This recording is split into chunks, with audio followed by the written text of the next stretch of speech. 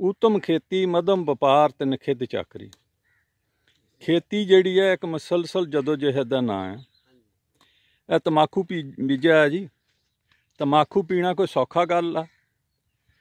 हुक्का इस वास्ते नहीं लोग छड्ड गए कि हुक्का सेहत लई नहीं ठीक। हुक्का जिहड़ा है ना जी, ये पीना बहुत औखा है। तंबाकू लाना पैंदा, इनू गोडियां करनियां पैंदियां, खादां पाणियां पैंदियां। उहदे तो बाद फिर ये फुल निकले आंदे जदों, और नज़र आ रहे फुल जिहड़े रखे आ, इन्हां ने अगेले बी वास्ते रखे आ। फुल तोड़ना उहनूं कहंदे गुल तोड़ना।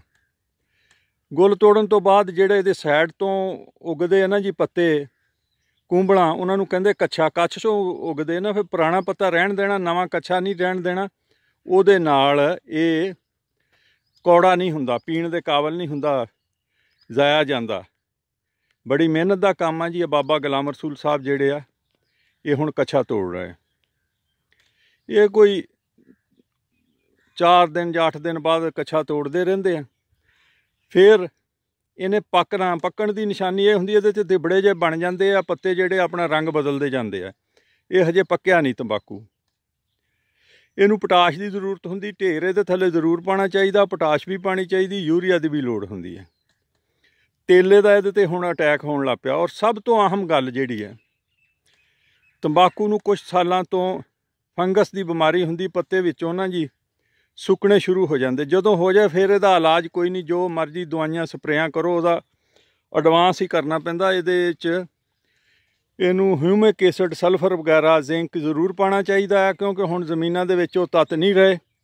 ट्यूबलां दे पानी लगदे, नहर का पानी होवे फिर तो मौजां हुंदियां। नहरां दे पानी हुण थोड़े हो गए, नहर तो हुण बंद ही रहिंदे आ। कुछ पानी जिहड़ा जिधरों दरिया आंदे आ, उन्होंने साडा रोक लिया, तो कुछ साडा ही एक सूबा जिधर नूं दरिया जांदा उहनूं पानी देण दे। पंजाब दीयां नहरां हुण जिहड़ियां वरान ही रहिंदियां। पंजाब दे लोकां नूं हुण ट्यूबल का पानी लाना पैंदा। इस वास्ते जरूरी है कि जिहड़े माइक्रो न्यूट्रेंट्स आ, वो जरूर पाए जाण। जिस वेले वो बीमारी आ जांदी है, उहनूं साड़ू कहंदे पंजाबी दे विच, जां कहंदे आ फंगस वगैरह, फिर कंट्रोल नहीं हुंदा। ਉਹਦੇ वास्ते पहले ही सल्फर जिंक वगैरह पा के रखो, ताकि कूब ते मदाफत, जिस तरह अजकल करोने ते भी कूब ते मदाफत ही काम करती, होर कोई इलाज नहीं। इसी तरह ये भी बीमारी जिहड़ी कूब ते मदाफत दे नाल कंट्रोल हुंदी। अगर कूब ते मदाफत ना होवे, तंबाकू चों कंट्रोल नहीं हुंदी। वो पानी चाहिए है जी। बाकी जिहड़ा है ना जी, ये कुंबलां नवीआं ये तोड़नियां बहुत जरूरी। उहदे तो बगैर तंबाकू ठीक नहीं बनता जी। बाबा साहब रोज़ ही गुलाम रसूल साहब इत्थे टाइम लाते हैं जी। ये मल्टी क्रॉपिंग हो जाती, लहसुन या गंढे भी बीज हो जाते हैं।